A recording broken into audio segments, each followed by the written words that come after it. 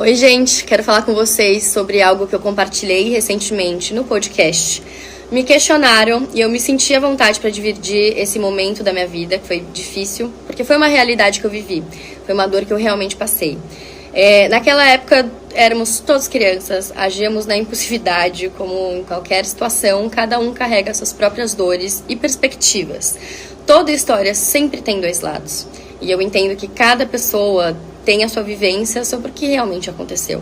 Mas o mais importante é que hoje todos nós amadurecemos muito, já somos adultos vivendo suas questões.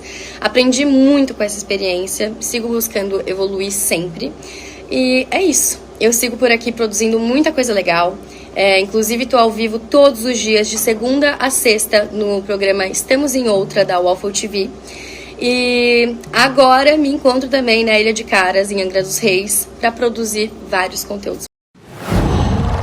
Uau.